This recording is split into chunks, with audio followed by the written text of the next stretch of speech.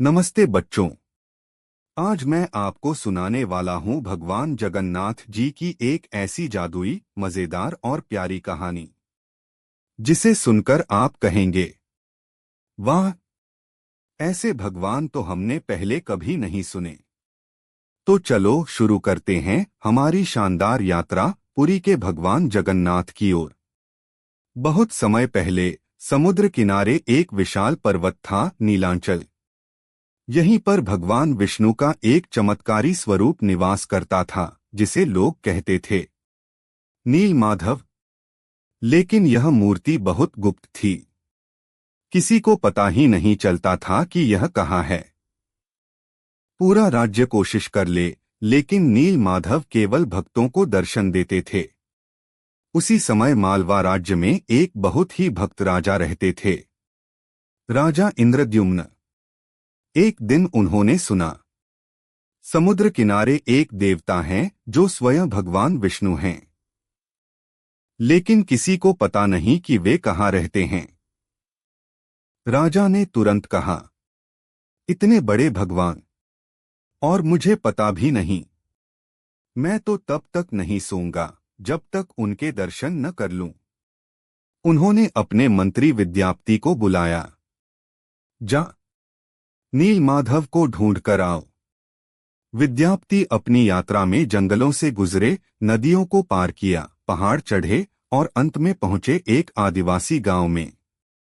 वहां रहते थे विश्ववासु नाम के सरल और भगवान के परम भक्त। विश्ववासु हर रात चुपके से जाकर नील माधव की पूजा करते थे, लेकिन किसी को बताते नहीं थे।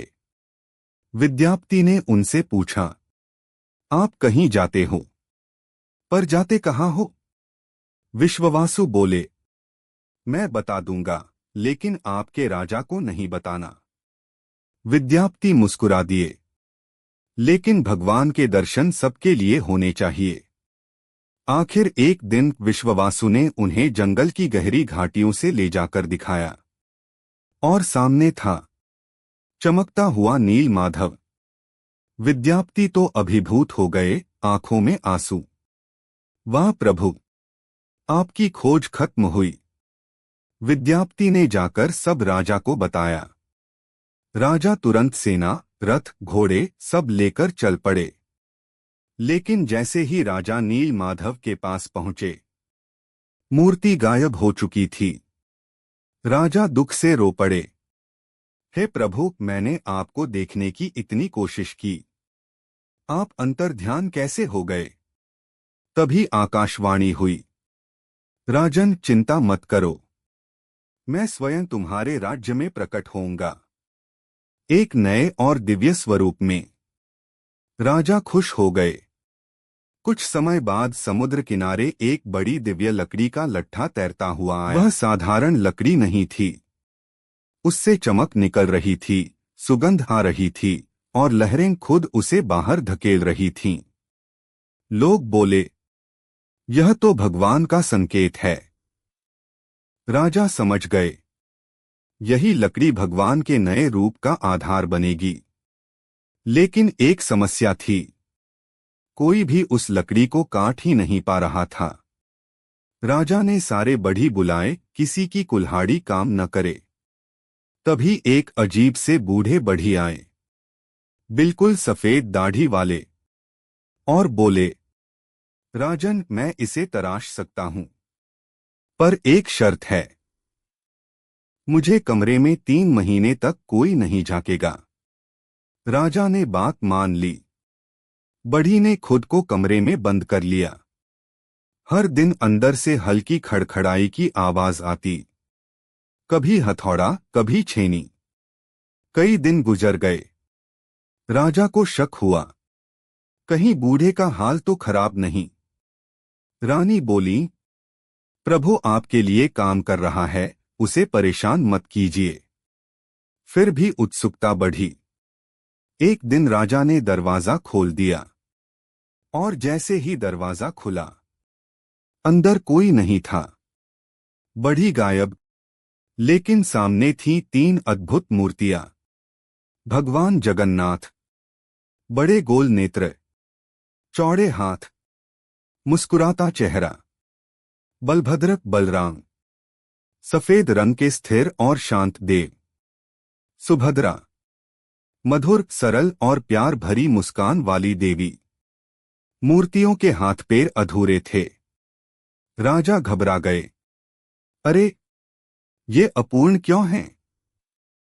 तभी आकाशवाणी हुई। राजन, यह कोई अपूर्ण मूर्ति नहीं, यह मेरा सच्चा, अनोखा, दिव्य रूप है। इन्हें ऐसे ही रहने दो। यही रूप दुनिया को सबसे प्रिय होगा। राजा ने हाथ जोड़ दिए और राजा ने भव्य मंदिर बनाया। ऊंचा, भव्य, चमकदार। और एक दिन निश्चय किया, आज हम भगवान को पूरे शहर में घुमाएंगे। बच्चों, आप यकीन नहीं मानेंगे, जब भगवान जगन्नाथ का रथ निकला, लाखों लोग आ गए। सबके चेहरे पर मुस्कान, आंखों में चमक। हर आदमी बोला, हमारे भगवान स्वयं हमारे पास आ रहे हैं। और तभी हुआ चमत्कार। इतना बड़ा रथ, किंतु रथ खुद ब खुद चलने लगा।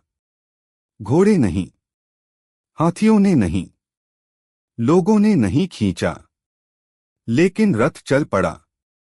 सब खुशियां मनाने लगे। जय जगन्नाथ। यही बच्चों, दुनिया की सबसे प्रसिद्ध परंपरा रथ यात्रा की शुरुआत थी। जगन्नाथ जी का सबसे सुंदर संदेश है, वे सबके भगवान हैं। छोटे बड़े, अमीर गरीब, राजा प्रजा, सबके लिए एक समान। उनका बड़ा गोल चेहरा, बड़ी बड़ी आंखें, खुलकर मुस्कुराता हुआ चेहरा मैसेज देता है, हमेशा खुश रहो, सबको अपनाओ। बच्चों को वे बहुत पसंद आते हैं क्योंकि उनका रूप बिल्कुल कार्टून जैसा और हंसता हुआ है। कहानी का संदेश। एक, सच्चा भक्त कभी हार नहीं मानता। 2, भगवान हर किसी को मौका देते हैं। 3, दिखावे से बढ़कर प्रेम और भक्ति होती है। 4, भगवान जगन्नाथ का सबसे प्रिय चीज मुस्कान है। तो बच्चों, हमेशा मुस्कुराते रहना। जय जगन्नाथ।